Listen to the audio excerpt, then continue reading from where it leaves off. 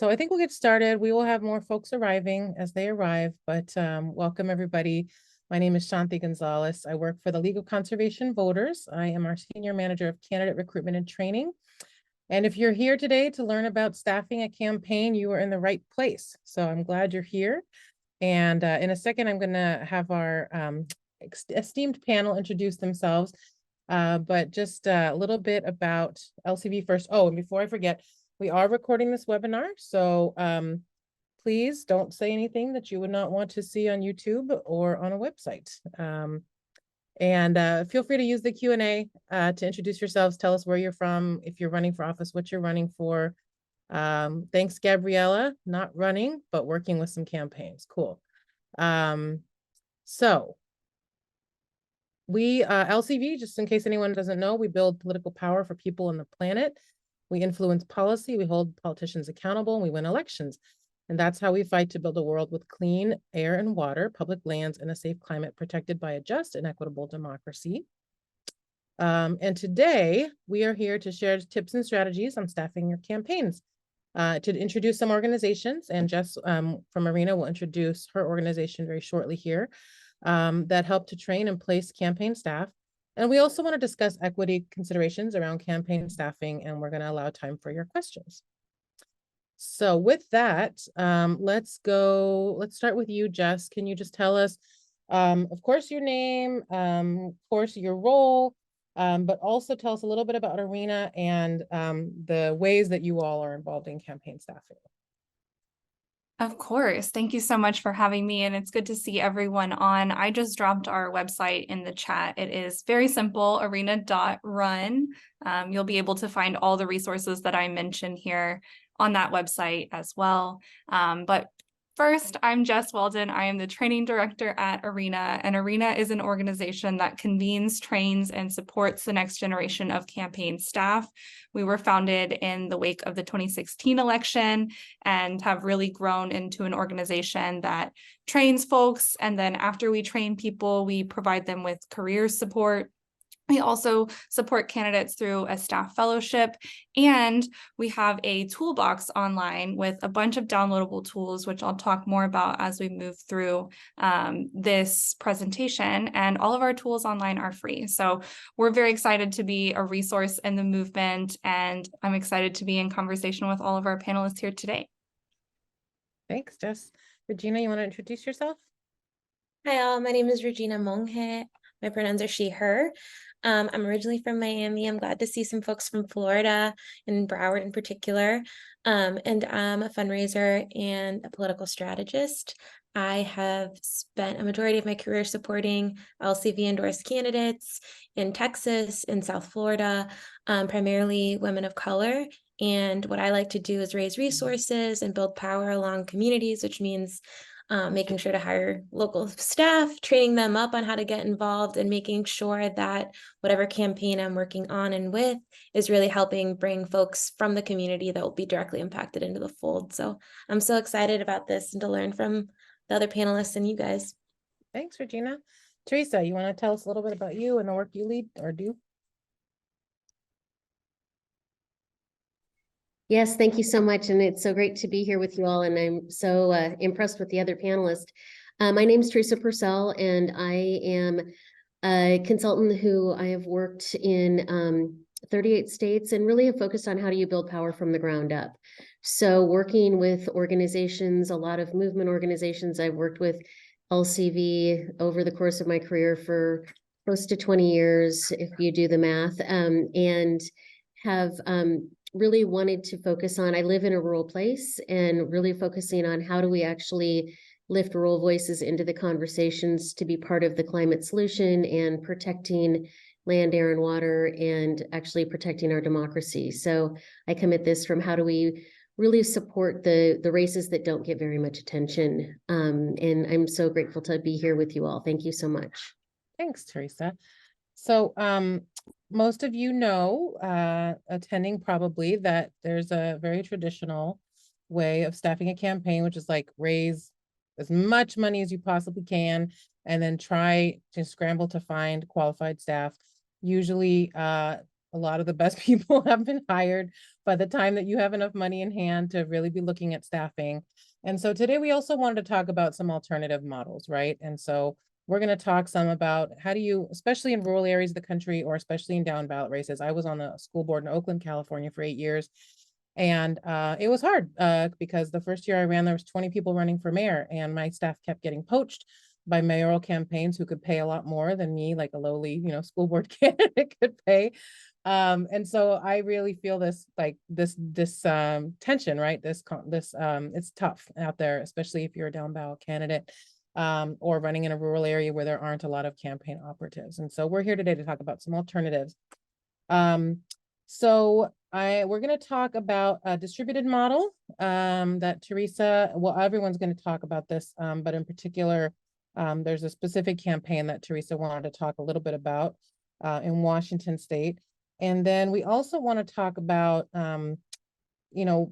really looking at candidate skill sets and how to complement those candidate skill sets. And so let's dive in here.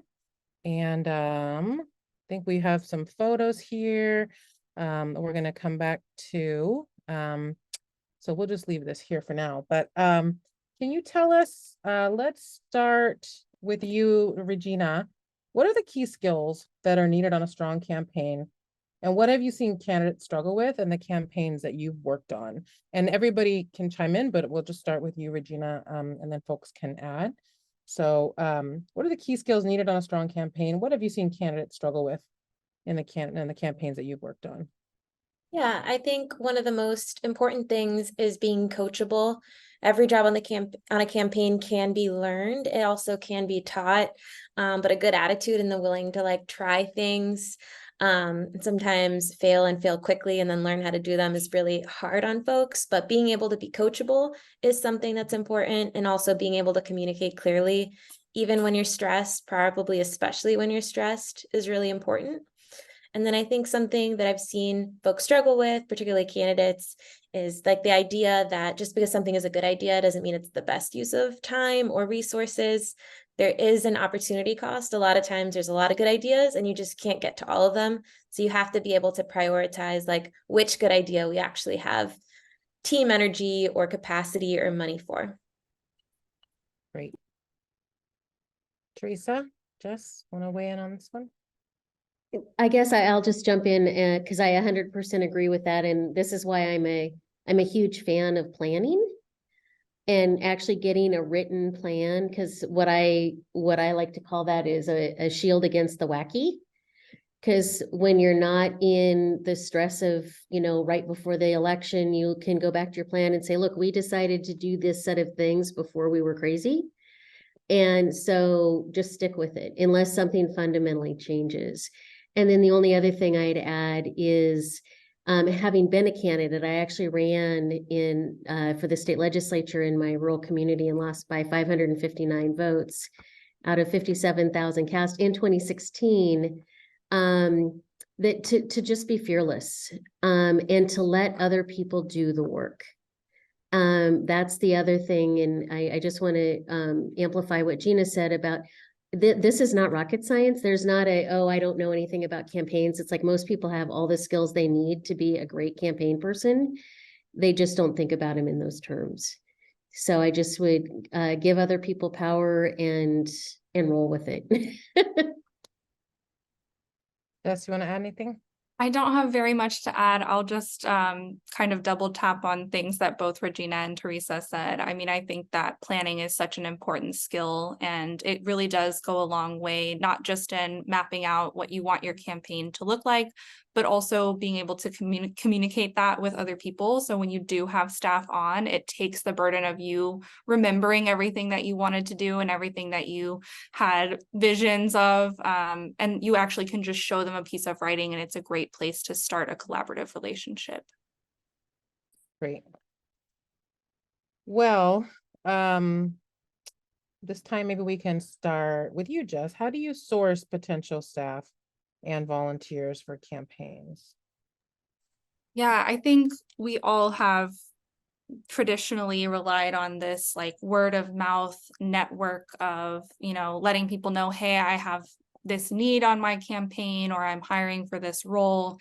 Do you know anyone? And I think that can be effective a lot of the time. But when we do that, it really narrows down the pool that we're looking for. So I really encourage people when they're hiring for staff to make sure you're writing a job description that can be shared around, so that it's not limited just to the people that you are able to talk to, but also the people that they know, the places that you can post the job. And we'll talk more about how to determine what types of things should go in that. But especially from my perspective, working at Arena, where we have a talent bank and we have a jobs board, it's so important to have something in writing that people can look for, so that they can find you, so that when you're looking for people, they're also able to look and find you. And it's easier to meet in the middle that way. Great. Teresa? I think the other thing is to just reach out to your networks about, as Jess said, because there are a lot of people who are already really super well connected into the community. And again, kind of the distributed model that we talk about is a lot of campaigns don't have money to hire staff. So it's like thinking about how do you leverage local talent? How do you empower local people to be part of the campaign team, either paid or unpaid, in a universe where this is the person who puts on every event for the church, or is the mad fundraiser for the school things, or can organize a protest at the drop of a hat in your community, and just talking to folks about how do those skill sets translate into being an incredible campaign staffer. And just this is, I have to say, in a lot of places, a lot of the folks are women who don't see themselves in these roles. But when you say, hey, you are amazing, and I see you in this role, will you do it? They'll be like, absolutely. So just, it's a mix of both. Jess's comments are perfect. And then this is just kind of a little bit of an alternative model. So it's a yes and. And Regina, did you want to add anything? How do you source potential staff and volunteers? I would agree with all that. And I think just look for folks that are natural leaders. Sometimes you'll see someone that's like a bartender that knows everyone, or the person that coordinates the mutual aid.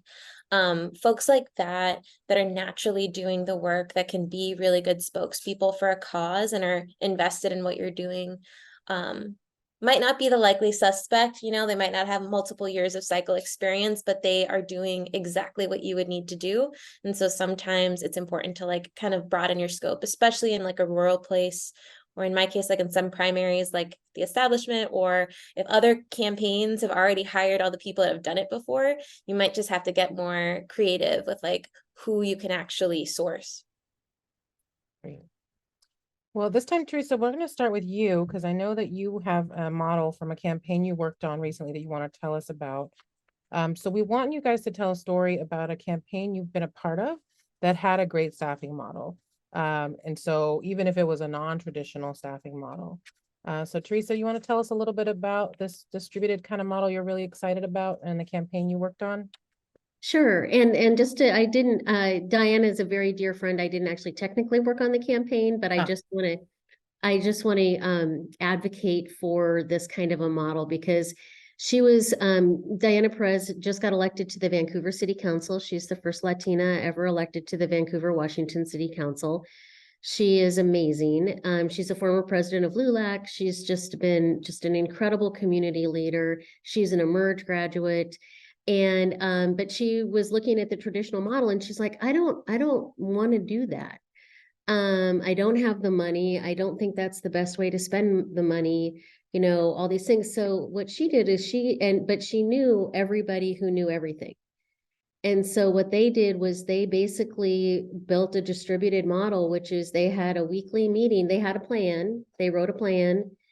And they had a weekly meeting that was led by basically a coordinator who was actually an elected official, who just sat down and they had people on data, on field, on fundraising, on communications, on keeping up on endorsements, PDC and treasury.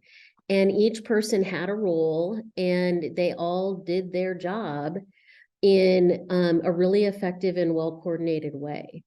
And so they were able to not spend a lot of money on campaign staff, but they had a team. And I think she has a picture of her team that I sent you, which was also an incredibly diverse through age and gender and ethnicity. I mean, it was an incredibly diverse team, which also brought a lot of light to the campaign. It brought a lot of life to the campaign. It brought in whole different sectors of people.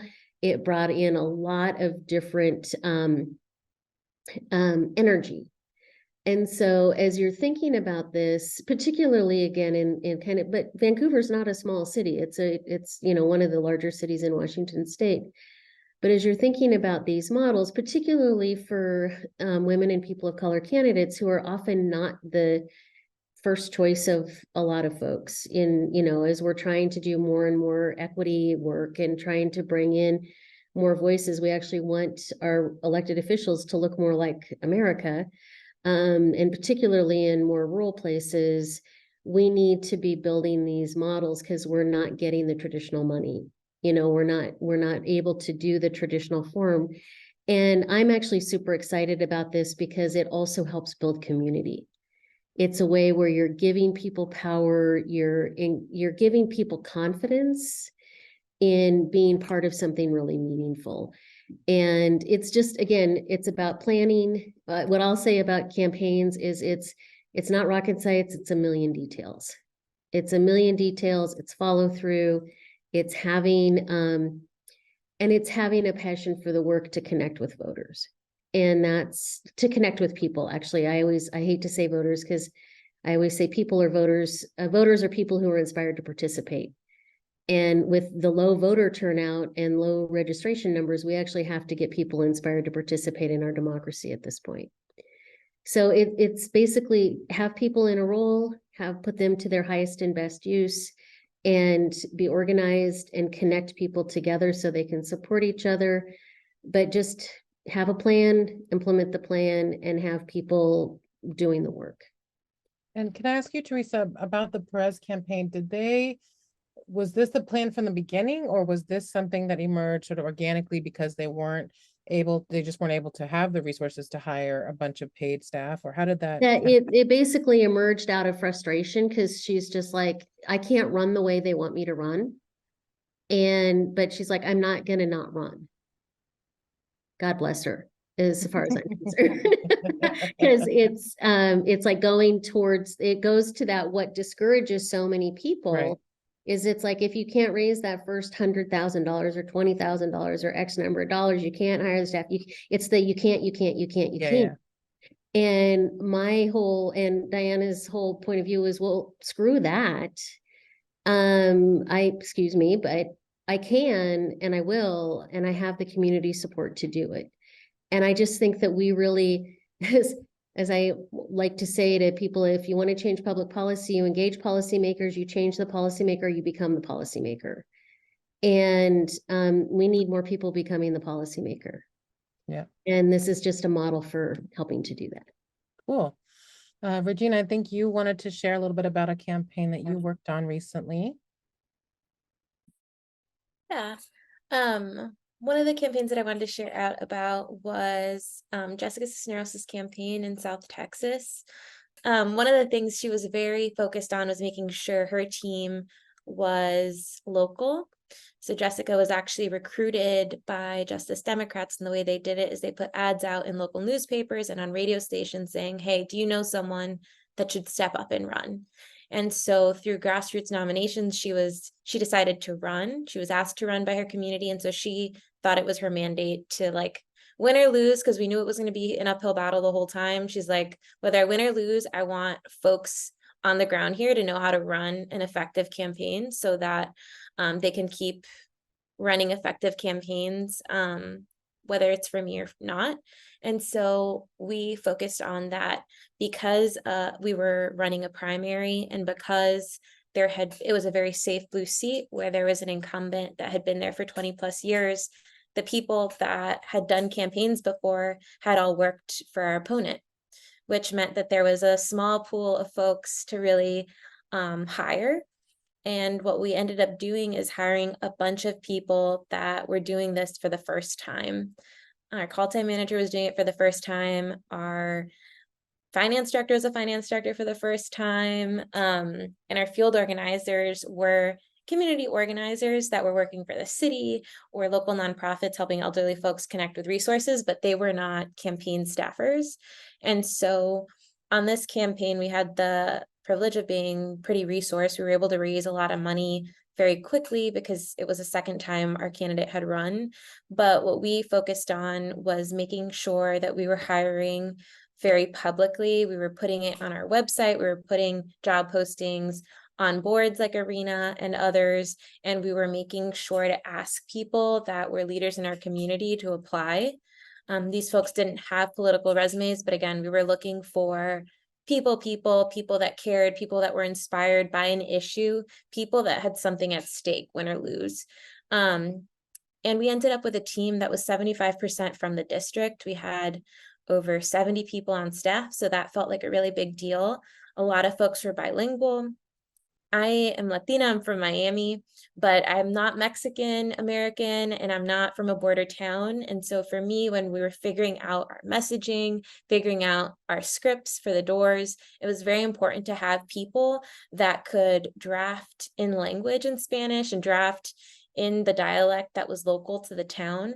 And I think all of those things really mattered. And something that I'm really very passionate about is like we were able to pay people to help, even if it was 5 hours a week or 10 hours a week.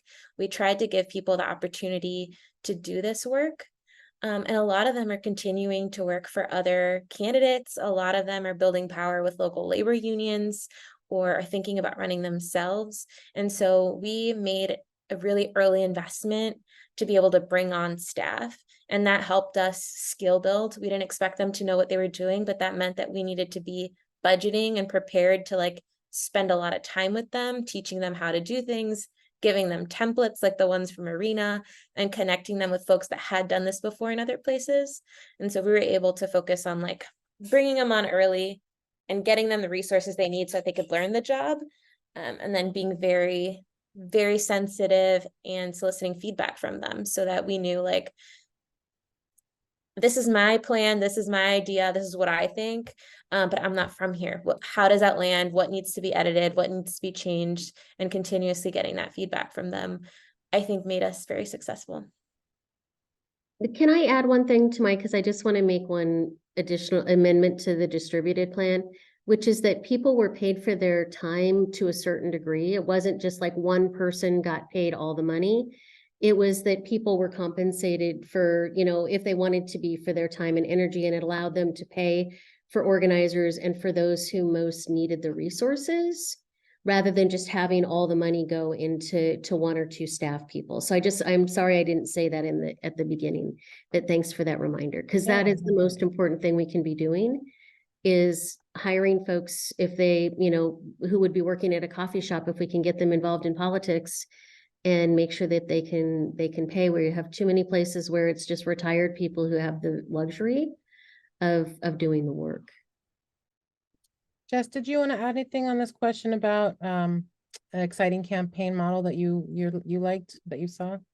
I really think Regina spoke a lot to this model, but I will just add, I had the privilege of working on a county judge race, where I was a part-time staffer, and I was very, very passionate about the candidate, but I would not have been able to do it unless I had been paid a little bit, because I was taking time off of my job to come to work.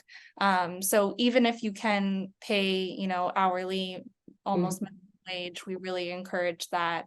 It really does open the door. And that was one of the earlier races that I worked on, and I've stayed in the work, and many people do stay in the work. A lot of the folks from the Cisneros campaign are in the work still. So just doubling down on that. Great. Well, I wanted to ask about what are the conditions that are necessary for a distributed campaign, or like Regina, you were talking about a campaign with over 70 staff where some people were only working 5 to 10 hours a week. So like, what are the conditions that make it possible to manage that size of team with so many people not working full time? And also, Teresa, what do you think are the conditions that create, what are the conditions necessary so that people can have this sort of more distributed model where some people are being paid, some people are not being paid.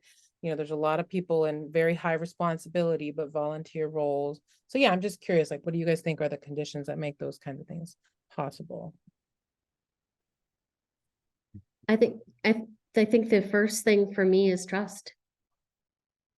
It's, how do you build trust? How do you have an environment? How do you build a community? And this is so in the distributed model is to Gina's point that it is so important to have people of the community involved in the campaign. I would prefer if my campaigns didn't have anybody that was from out of the community involved, if I were queen of the world. But I think that it's the community, it's building trust, it's creating a safe space where the kinds of things that get lots of things all tangled up in competition, or who's getting paid what, or who's doing what, or all of that becomes a challenge. It's like building a trusted team. And to me, the teamwork, because you're all there for the fight for the candidate. You're all there for a very specific reason that is 90% of time it's for the heart. It's for wanting to see something good happen. And so I think taking the time to build a trusted team, taking the time to find the right people to lead the team, and then having the ability to hold each other accountable in a way that is productive and learning, and wants to make sure that people are having a really good experience, even if it's really the hardest thing you've ever done. Working on campaigns can be the hardest thing you've ever done. And just creating a space where you come out of that. I've worked, again, I have people I've worked with 30 years ago who are still family, because we have that shared experience of working on a campaign together. So I guess that would be the conditions that you can create, but I think that those are necessary conditions to have that model be successful. Okay. Jess or Regina, thoughts? I agree with everything that you just said. I will also add, to go back to one of your earlier points, that having a plan, having some kind of written thing that you can reference so that everyone is on the same page. Often when we're working in these conditions, not everyone can make it to the meeting because they have a different job, and they'll need some way to get caught up so that they're still on the same page, even though they weren't physically there at the same time. So really being diligent about the ways that you're communicating, both verbally and in writing, and making sure that your goals and your plans are accessible to everyone, especially when you get tired, especially towards the end. I think writing things down is something that kind of falls off as we get closer to the election and we're all running on fumes. But it really becomes even more important at that point. So creating a culture of written communication, I think, is something that I would add. I think the only other thing is I just read a book called The Art of Gathering. And so I'm like spinning on that. And basically it's about how you host events together, but making sure you're not wasting people's time with too many meetings.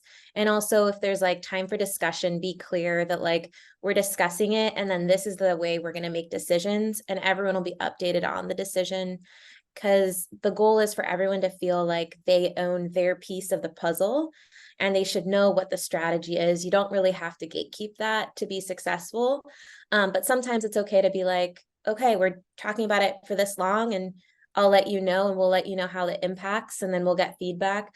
But trying not to do everything kind of by committee, which is like the one thing that gets a little bit hard sometimes. Yeah.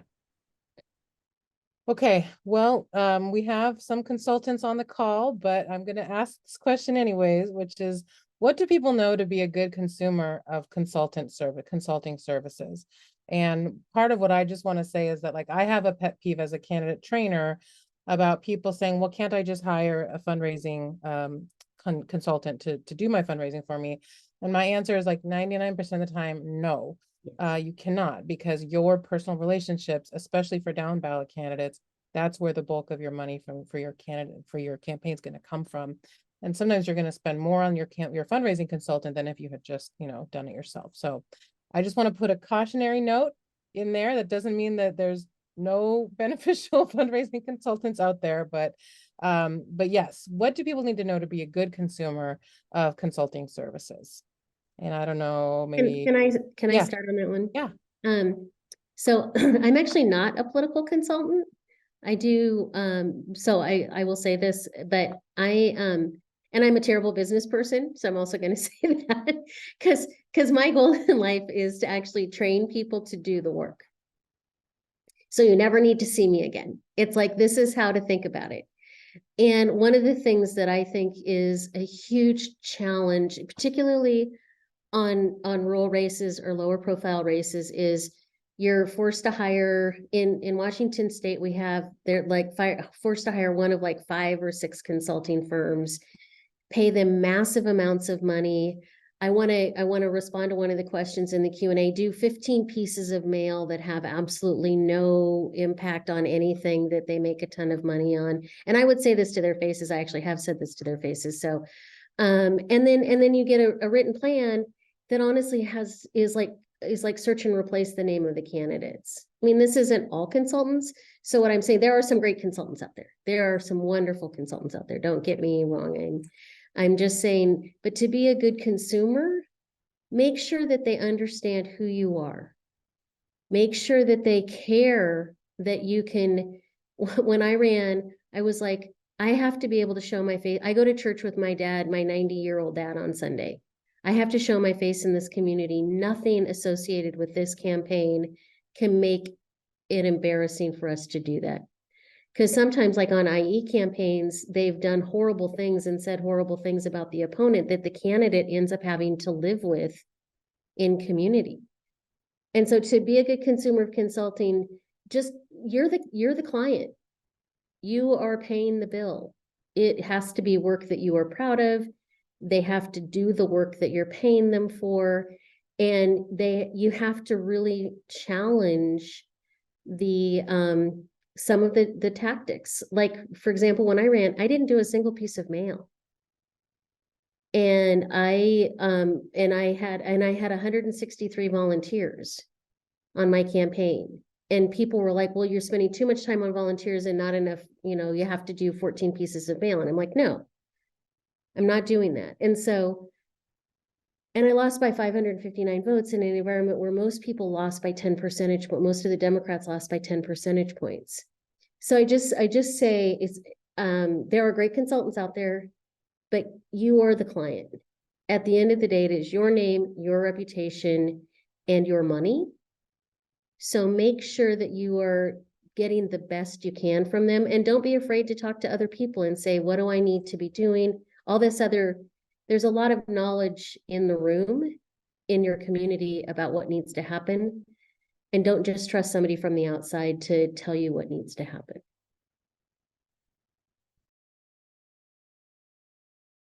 Thanks, Teresa. Regina? I agree with everything Teresa said, and I want to add that it's really important to give consultants very clear goals. You pay for consultants. A lot of the times consultants will make things sound very confusing so that you feel like you need them. It's okay to ask why. As a first-time manager, I spent a lot of time on the phone with my consultants, just like asking them why, pressure testing ideas. I think this, can you rip apart my budget and tell me what I'm missing? And as a candidate, you can also do that. You can request time to give your biography. You can request time to talk about your district so that their work product is more tailored.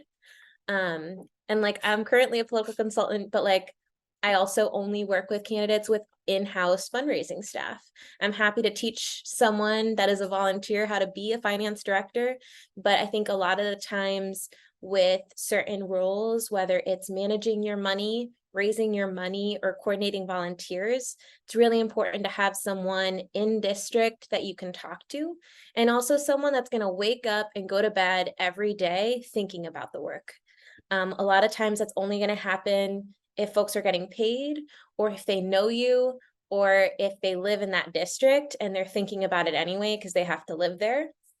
And so I would definitely think about that. And then the other thing that I think sometimes in certain situations, like in Virginia, where the House Democratic Caucus is very powerful, or in other states where there's like one approved consultant, you can get a lot of pressure throughout.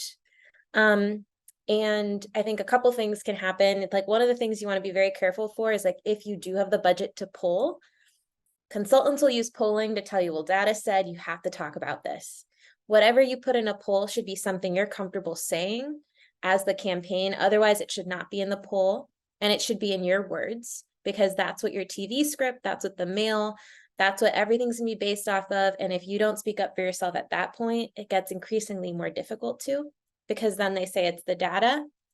And then another thing to look out for is a lot of times staff, particularly younger managers or even first-time candidates, if it's your first time dealing with a consultant, they will put a lot of pressure on you, and it'll feel like if you don't do this, you're not going to win. Or if you don't, do the 7th or 8th piece of mail, you're not going to win. And it's really important to have that plan so that when they get frazzled and anxious about winning or losing or making a little bit extra money, you can go back to your plan and think about like, is this actually what's most important? Or for that same $10,000 for that extra flight of mail, like, can I get X amount of paid canvassers for X amount of time? And so just have your plan. And if anyone comes at you like really agitated, just like take a minute, center yourself, go for a walk, do what you got to do. But don't take them as 100% experts. They're there to give your opinion, and your role is to give the final call. The other thing I would say about staffing is like a lot of times first-time managers in particular, like very concerned about having a good relationship with consultants, because consultants are how you get jobs. If you post your job postings for your campaign on your website, on Arena's website, or on, any other website, it kind of makes the consultants a little less relevant to the hiring process, which I think is really good, particularly for folks without the network of consultants. And so it's just like one way to kind of disrupt their power, because a lot of times they'll get managers placed so that they get work. And then they can pressure the manager. So just think about it in that way too, because I know a lot of times it's kind of scary when a consultant's like bullying people. I agree with all of that. I will also say I have sometimes felt pressure because I don't know everything that the consultant is talking about. And so sometimes things don't feel right to me, but I don't have really like a reason why, and I don't have evidence to point to. So if you're feeling that way, I recommend the Analyst Institute. It is a body that conducts research and analysis, and you can, if you know what you're looking for, it's a lot easier to navigate because you can search by like mail, for example, and you can see best practices for using mail. So that's one thing, but I think more broadly, when you're working with consultants, a lot of times you will get pressured to make a decision very quickly, maybe on their timeline, or they'll tell you a piece of news that can be alarming and then ask you to make a decision about something that will probably cost more money that they tell you can be a solution to that problem. And I would again remind you that it is your race. You are operating on your timeline. So the external pressure to make a decision quickly, it's false pressure. They work for you, so you can take your time making that decision. You can ask other people. You don't have to make that decision while you're in the room or while you're on the phone with them. It's perfectly fine to say, let me get back to you on that. I have another meeting that I need to go to, and we'll talk about it in that meeting or whatever. So just a few things to keep in mind. Great. Jess, you mentioned Analyst Institute. Somebody was asking about job boards, and does LCV have a job board? No, we do not. Analyst Institute does have a job board. And Jess, Regina, Teresa, is there anyone else, any other organizations you want to mention that either train staff or can help people find staff? Gain Power is a great Facebook group. They have a total job bank. They do great work. That's the one that comes to mind immediately.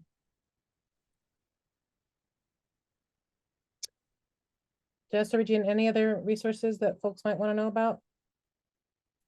In our toolbox, we have many, oh, yep, Vote, Run, Lead, Vote, great. Run, Lead, yeah. And I wanted to mention, actually, thanks for bringing that up, Gina.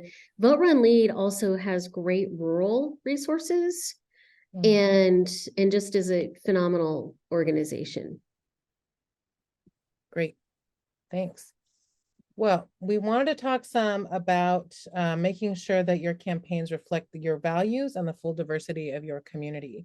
And this one is really close to my heart. So it's really cool to hear, Regina, that you guys were able to bring some new people into the process, and some of them have gone on to have very successful jobs elsewhere in the space. And I was really proud on my campaign in Oakland that I saw some of my staff who were first-time staffers do the same. So can you guys share a little bit about how you go about making sure, like, you know, we know that people of color and women are underrepresented in campaign staff.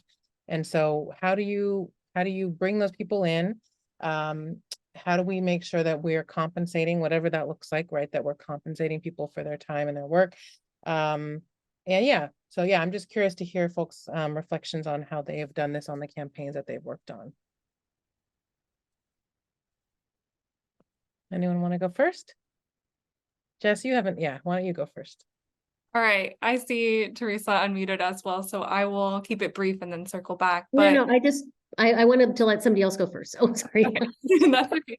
I think for me, it's very important that when we have job descriptions, they have a salary posted. A lot of times there's a line that says, you know, you can negotiate for the salary, or salary is tied to experience or something like that. And it doesn't give people any kind of idea what type of salary they could be expecting if they're coming in from another sector or a different job.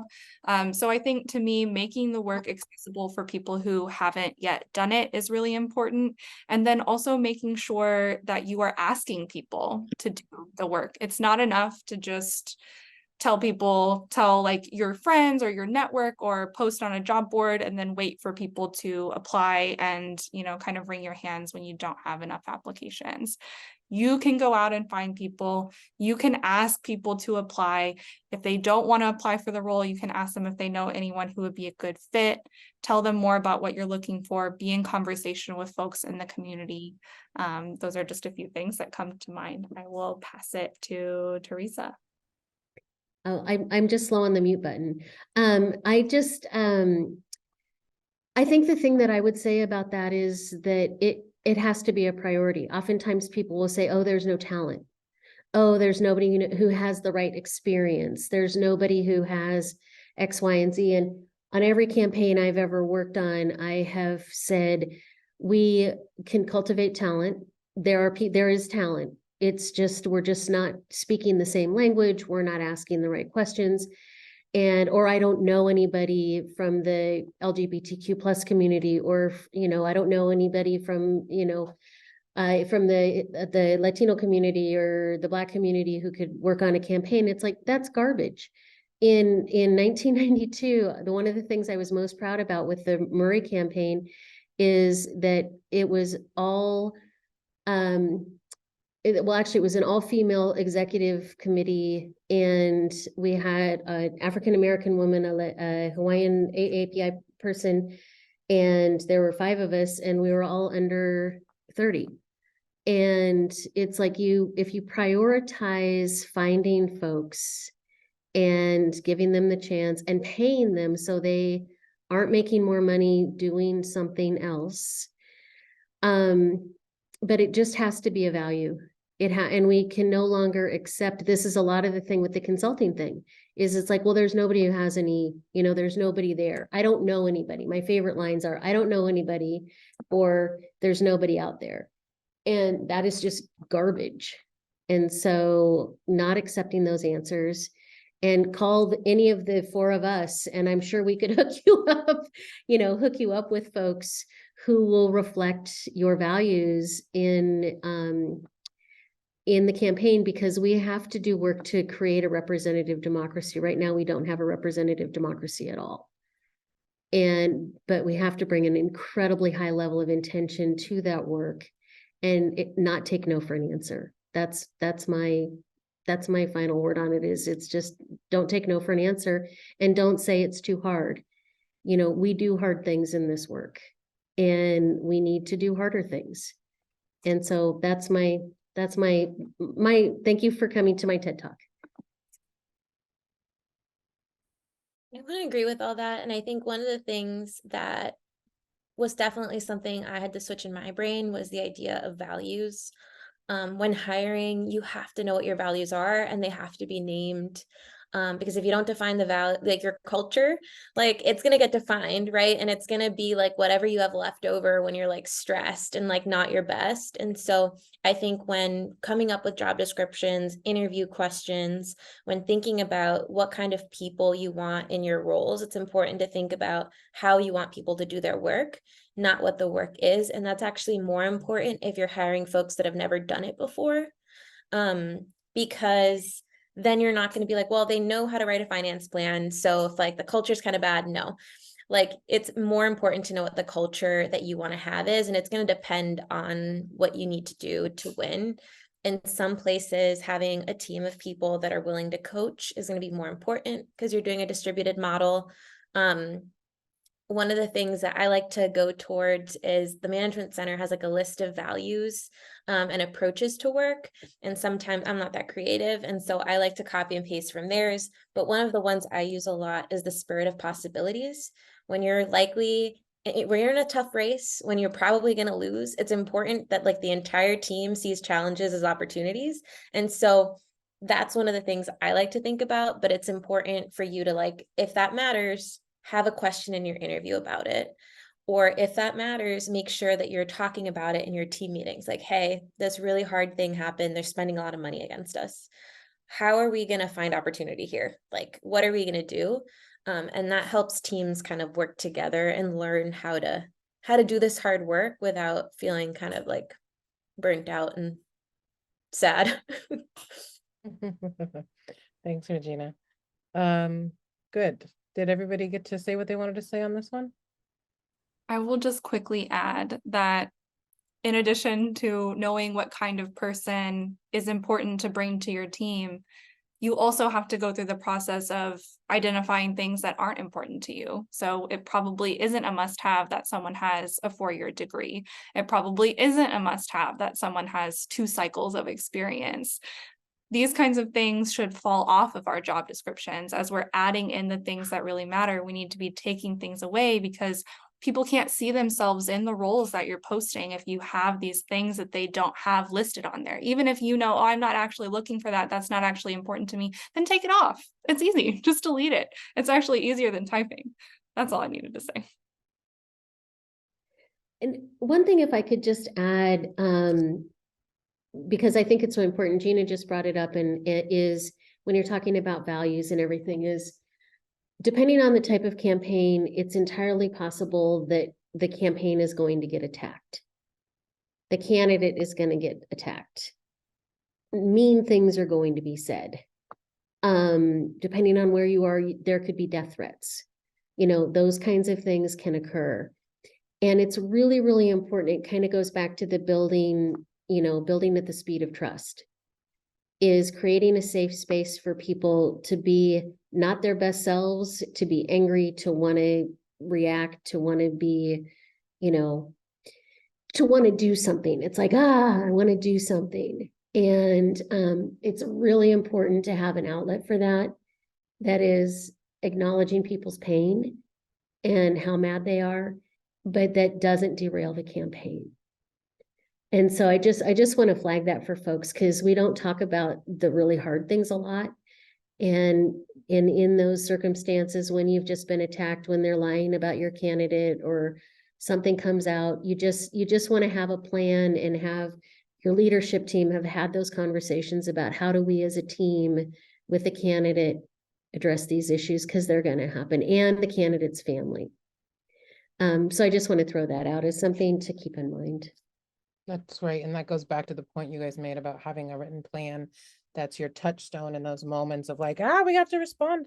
So yeah. So Regina, I know you're gonna have to take off soon. So I know you put together some notes here. Maybe you can walk us through some of these these points that you had. And then we have a last question, which is about, are there any other takeaways that we want people to leave before we get to Q&A when it comes to staffing? But Regina, you want to walk us through this one on developing local talent? Yes. The first thing you want to do is think about what roles you're hiring for. This could be in a volunteer capacity, a full-time, part-time, but this will be informed by the kind of race you're running. A lot of decisions on campaigns, most of them can be decided by thinking through, like, how does this impact my dollars? How does this impact my votes? In a district that is smaller, you might be able to knock on every door, talk to voters, and win by doing that outreach. That's going to mean that volunteers, a field team, a field plan, direct voter contact is more important. And so those will be the folks that you need to hire. In a district where you're going to have to pay to communicate to people because it's so large or spread out or rural, or if it's an area where folks can't afford to volunteer, like, you're going to have to maybe start with fundraisers or people that can help you raise the money you need to do what you have to do. And so you want to identify, like, what does the team need to look like at the beginning? What does the team need to look like by the end? And kind of map that out, because it will be different. And then you have to think about the must-haves. Again, the values, the coachability. If you're hiring a field organizer, like, they need to like people, they need to want to talk to them. They can't be shy about that, right? That might not be as important for someone that's doing your operations and managing your office. Like, that might not be that important, but you have to think about, like, what does this kind of person need to be able to do? And then you have to think through the resources you have, particularly if you're hiring people that have never done it before. Making sure to have links to the Arena toolbox or the Emily's List toolbox, or there's this thing called open source campaigns where there's a bunch of templates. That could be really helpful for someone that has never done the work before to see what it's supposed to look like. And then you should make a plan to work with them to skill build. You don't have to be the master of everything, but helping newer staff learn what they need to know, what they need to learn, and connecting them with resources, whether that's your friend that was a digital director last cycle or these like templates, is really, really important, because you don't want people to feel like they're set up to fail. And if they've never seen it before, if they've never seen what like a volunteer like checkout call it looks like they might not even know that they're supposed to do it. And so it's like especially important with people that are either newer to the work or are new to the role that they're doing, that you have like scaffolding.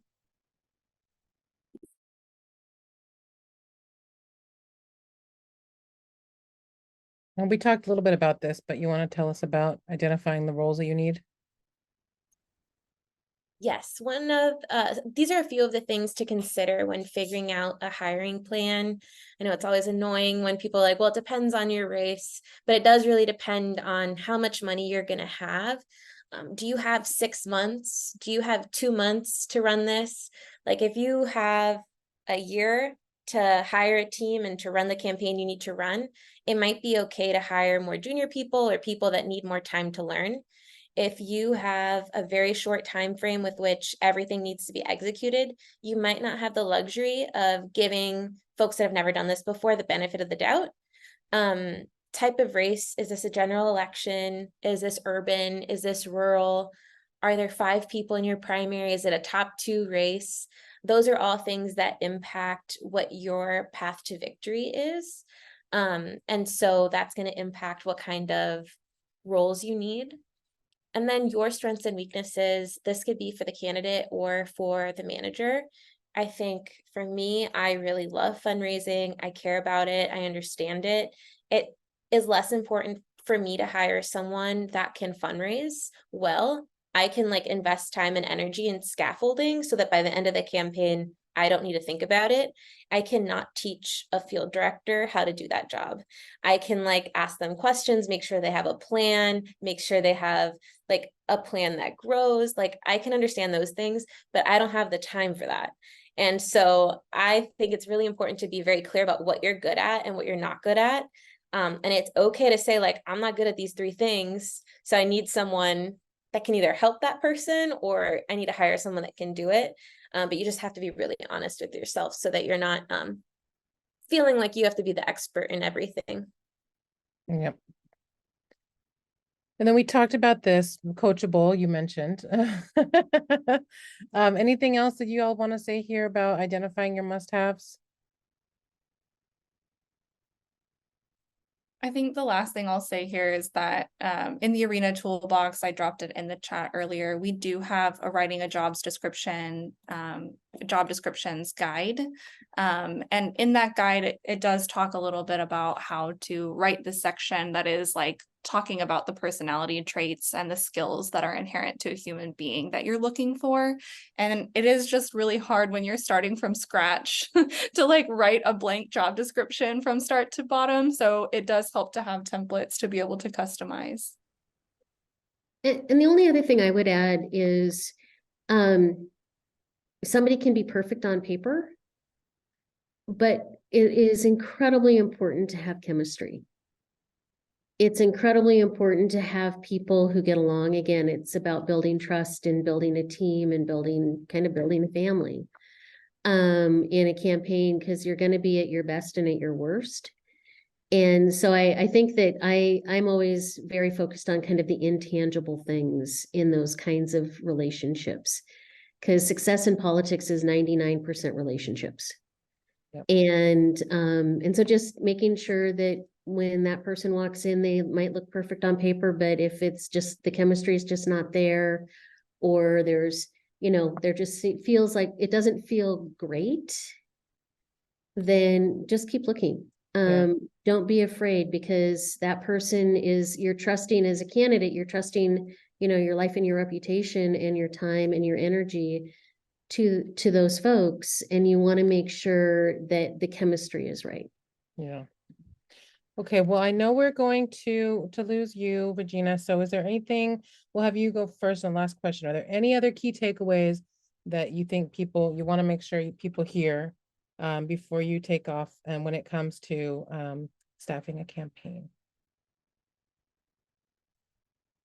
I think something to really internalize and to model for folks is like, it's okay to like sloppily move into doing stuff.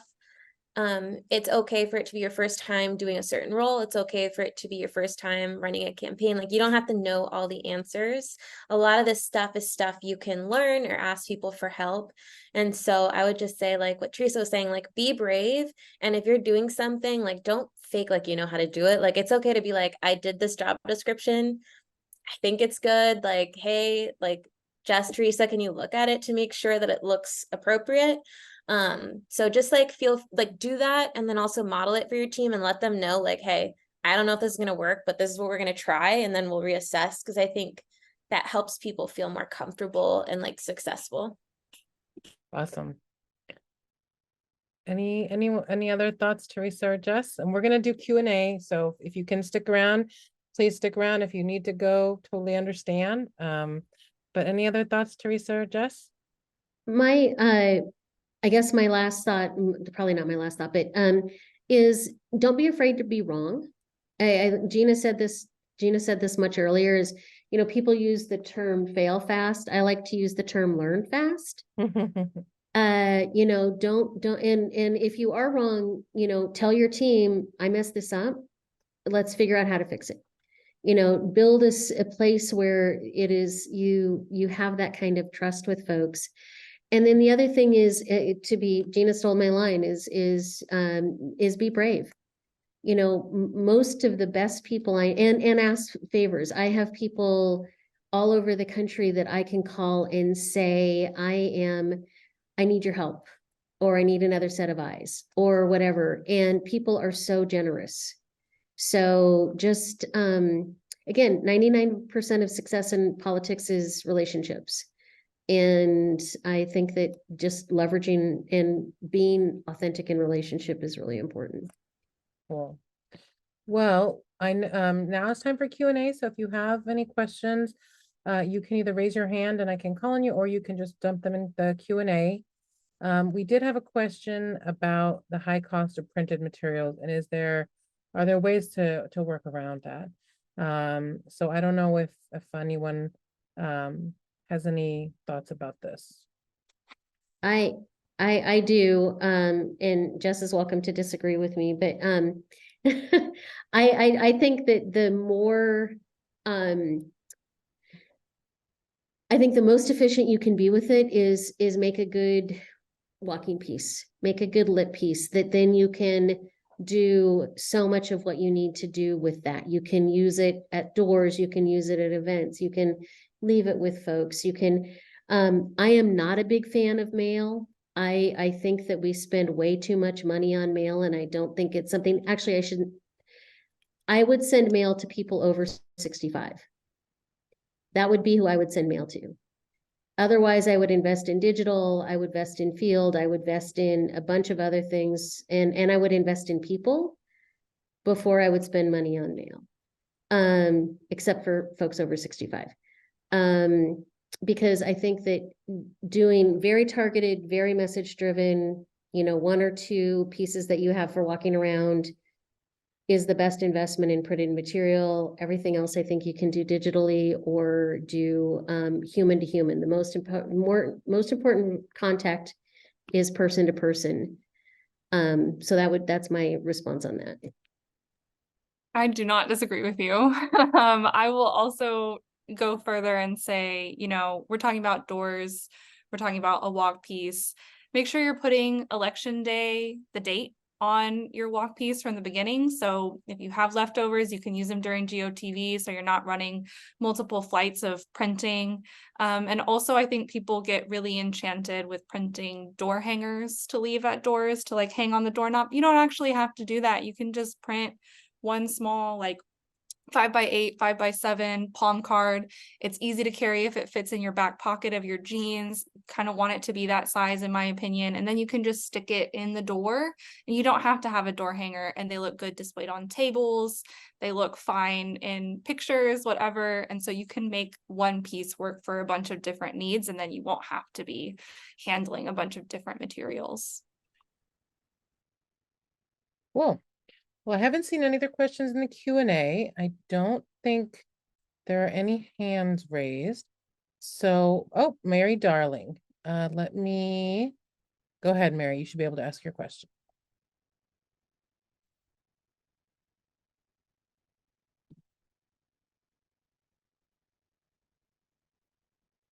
Mary, if you are speaking, we can't hear you. Can you hear me now? Yeah, now we can hear you. Awesome. Okay. Thank you so much. This was amazingly helpful, and I appreciate it. And always good to hear from Teresa. So thank you. Hi, Mary. Hi. So next month, there's a community job fair in my community, which is rural border community. And it feels like there are opportunities to maximize that opportunity. So if anyone has any good best practices, I would be appreciative of that. And yet we've been working on a local project regarding stay-at-home moms. And that I think also addresses transfer of skills, which y'all touched on earlier, which was super helpful. And then complementing that is there are two graphics that I think I saved what feels like a decade ago from Arena, though I'm pretty sure it wasn't a decade, about transfer of skills that I continue to use. And I was wondering if you had any more of that sort of graphic. And so basically my questions about leveraging job fairs and transfer of skills to target basically new populations of potential staffers. Yeah, I'm happy to start. First of all, please send me the graphics because I'm sure we have more, and I'm happy to look at what you have and find you some additional resources that complement it. And then I think from my perspective at jobs fairs, when you're hiring, often it's a lot of people kind of milling around, and you really want people to stop and talk to you, obviously, but sometimes they won't. and you can have pieces of literature at your table for them to take. That's awesome. I also really strongly recommend having a QR code at your table as well, especially for younger folks. They just want something to scan. And then if you can have your QR code attached to a fillable form where you can collect their email addresses so you can follow up with them. You're not waiting on them to follow up with you. That's super helpful too. I'm curious, what kind of job fair? Is it at a community college? Is it open to everyone? Can you tell a little bit more about what it is? Sure. It's the local Arizona workforce is one of the sponsors, along with our county and municipal governments. It's at the local high school, but it's not necessarily targeted toward high school students. We have a reasonably high unemployment rate. And I say reasonable because it's the second highest in the state, but it fluctuates due to seasonality of some of our primary industries. So I think it's targeted toward community in general. There's no specific target, I think is how I want to answer that. Yeah, I think maybe if you are able to have something that has like a list of skills, I think this is what you're talking about, a list of skills that someone might have gotten somewhere else, and then a role that they might be a good fit on your organization or at your organization. That would probably go a long way. And I'd also want that to be on my website too, because you will get increased website traffic from a jobs fair, even if people aren't necessarily stopping. People will just be curious about you. So making sure that your website is up to date with all the stuff that you would want a jobs fair person to see in person is also a good best practice. The one other thing I think, Mary, that I would consider is what you're doing as a visual to draw people to your table. Is because I know in a lot of places it's like people don't think about government, they don't think about campaigns, they don't think about campaigns as a way to make a change to help their community thrive. And so can you have like a banner or a painted sign or something that says, hey, do you want to see our community, do X, come be part of the change. So you're drawing people in, and then kind of doing something fun that's like having some questions related to, have you ever sold, wrapping paper or whatever it is for the local high school fundraiser, or so talking about the skills transfer so people can see themselves both in a job that pays, but also a job that they are already well equipped to do. And when I do a lot of community meetings, I'll ask somebody if they've ever asked somebody for money for some sort of community activity. And I'm like, great, you know how to fundraise. Have you ever organized a birthday party? Yes, awesome. You know how to do events, those kinds of things, to just make it super accessible to things that to be honest, most women have done something in this arena. And so giving them confidence, one of the biggest challenges is giving people the confidence and the framework to apply, to say, you already have the skills you need and we're happy to give you the rest of them. And just really, really wanting to, I love candy and water bottles, all the things. But just really connecting with them so they want to follow up. So they're intrigued. I guess you're not going to close the deal probably at the job fair, but to just explain, how do you get people intrigued enough that they want to give you their information so you can follow up. Jess, I love it. Just put your charger station out there. Okay, so we have a question from Amy. How much time do you spend focusing on what your opponent is doing, or do you spend time on this at all?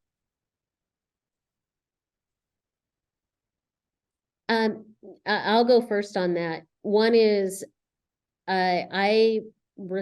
depending on what it is, and depending on the mechanism it was done, I will respond very quickly and then get back to my message. If it's just general garbage, I just ignore it. But if it is a direct attack, it's like, call it out, show the person for who they are, and move on. And also, you also in a campaign have to be making the cases to why, as part of your positive message, you have to be making the cases to why your opponent is not the right choice. And people think about that as negative campaigning, and it's not. It is just giving voters a choice, giving people a choice in the election. And so that would be my answer on that, is run your race. Yeah, I agree. Run your race. Obviously, part of your plan is going to be to contrast yourself against your opponent. So stick to your plan. And if they do something wild, really just ask yourself, does this change the plan? Does this change the context under which the plan was created? If it does, then you need to respond to it. If it doesn't, then don't. If you have a comms person on your team who can be responsible for responding to people, then that's cool, but also they should hopefully be helping you with other things, positive messaging and things like that. But I think for the most part, stick to your plan, focus on what you need to do, and let them do whatever it is that they're doing. One other thought on that is, and stay off of social media. Don't invest any time. I shouldn't say it that way. The comment section of many social media sites is the place where time and energy and enthusiasm go to die. So just run your race, stay above the fray, and stay focused on, talking to as many voters as possible and getting them on your side, and don't spend time fighting with the 10 people who are on some website somewhere. The sweetest revenge is a victorious campaign, right? Yeah. All right. We have another question from Gabriela. Does Arena or another organization have any resources or best practices for HR tasks when dealing with campaign staff? So payroll, benefits, onboarding, conflict resolution, etc.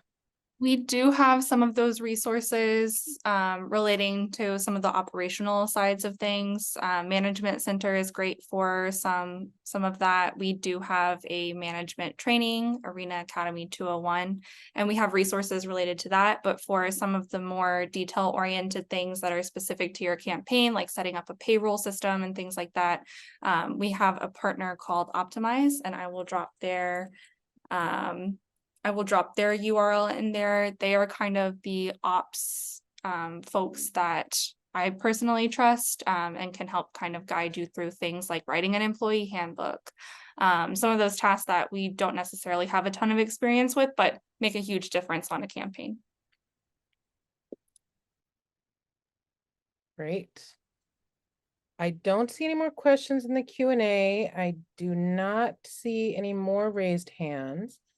So I want to thank very much Jess, Teresa, and Regina, who unfortunately had to leave us, but for their time and their expertise, sharing that with us. And also all the amazing resources that have been dropped in the chat. I hope folks will copy and paste that into another document so that they can access that later. Let's see. One more thing. Okay, Amy says thank you. So I second Amy. Thank you, everybody, for your time today. And you have our panelists' contact information as well as mine. Please feel free to reach out to them with any further questions, and check out all these resources. There's so much available online now, even compared to 8 years ago when I ran. So it's really great. All right. I thank you guys so much for your time today. Thanks everybody for joining us. We are recording this. So I am hoping to share this via LCV's YouTube channel and on the website and all the good stuff. So thanks so much. And I will see you all next time.